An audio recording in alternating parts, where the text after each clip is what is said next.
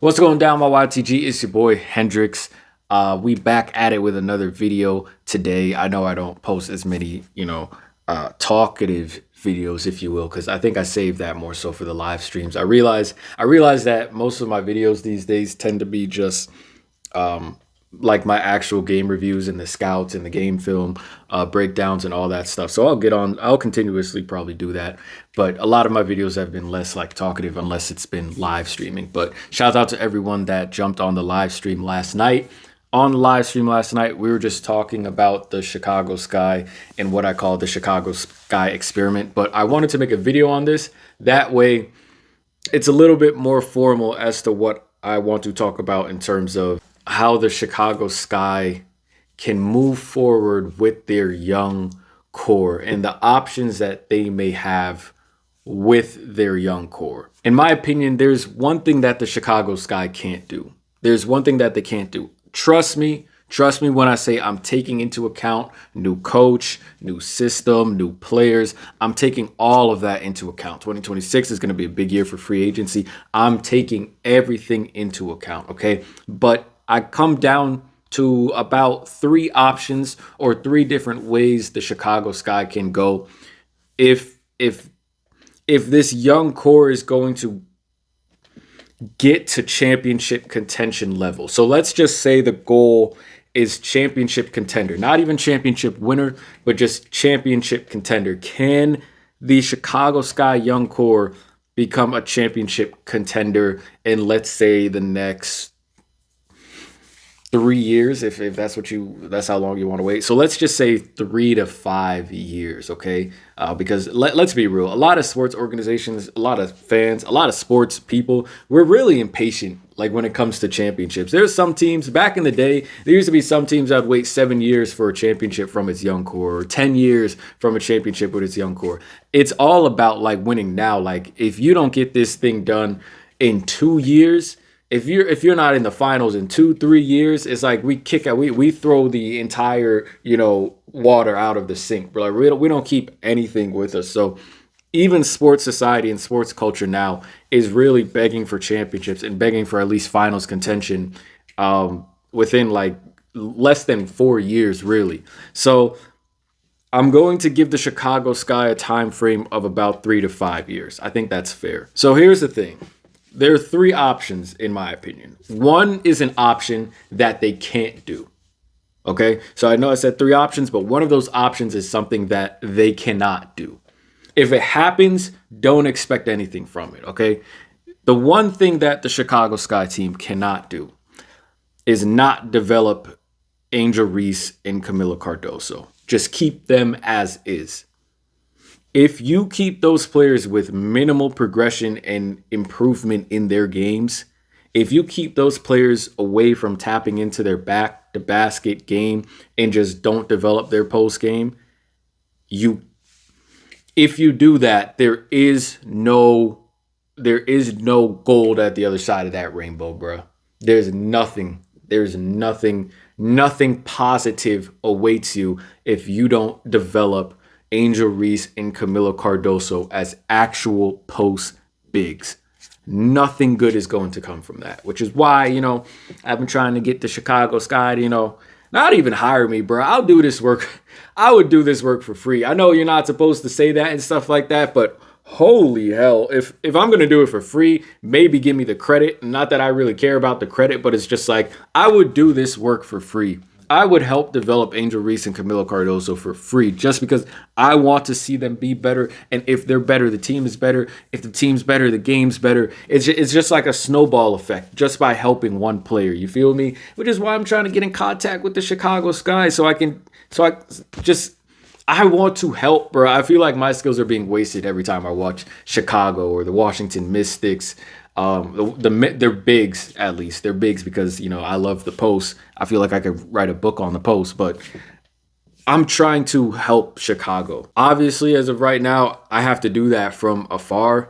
And I don't know if anyone in the WNBA watches these videos, but, if they do, hopefully they find it somewhat informative. But let me just say that option of not developing Angel Reese and Camilo Cardoso, it will not pan out well. It will not pan out well, and you're going to get exactly what you're getting this season. and we'll get to that later. The second option is trading Angel Reese and or Camilo Cardoso. So the reason why you can do that, the reason why that actually is an option, even though, the team would most likely not do that unless they're getting something really sweet and clear back, like something really good, like they have a chance at a golden egg, basically, if they trade Angel Reese and Camilo Cardoso.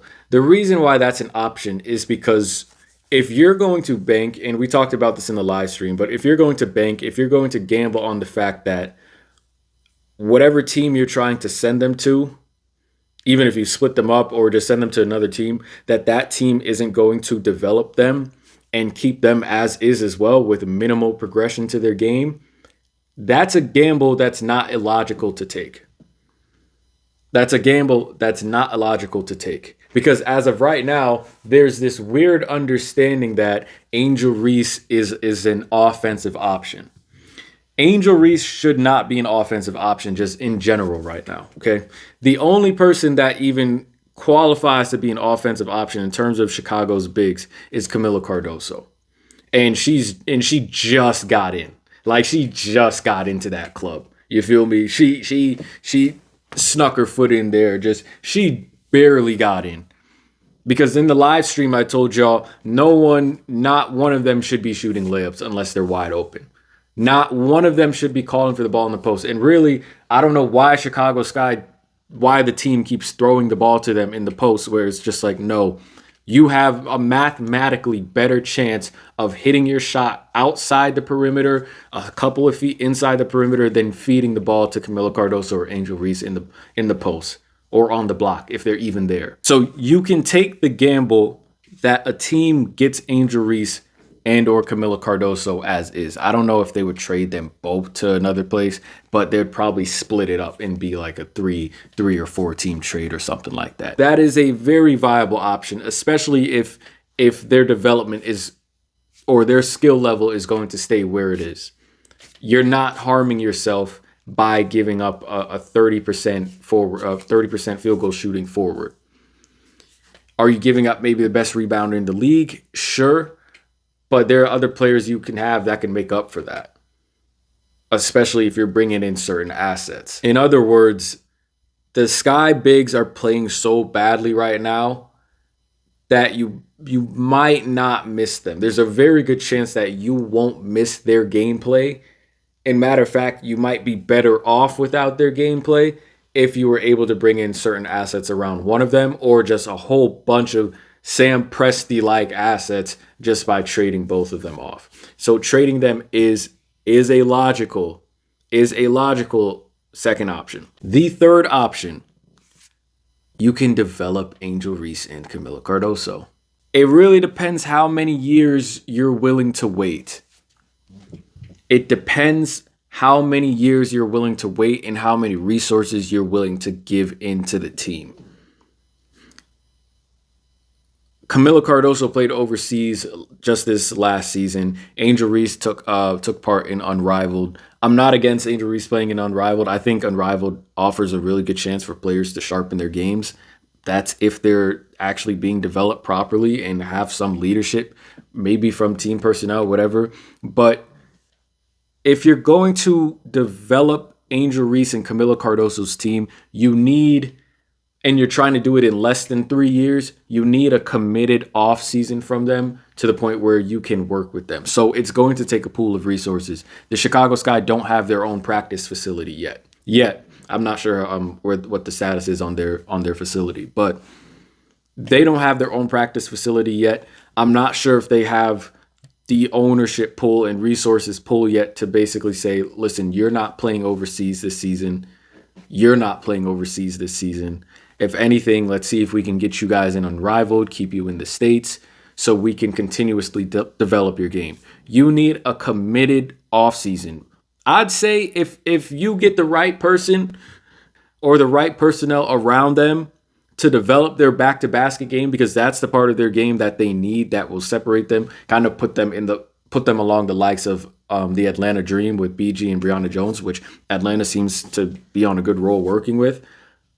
If you're going to get them to that point, You need that. You need a committed offseason for them. But again, that comes back to the resources. Like, what are the resources being put into developing your players? Because that doesn't happen a lot in the W.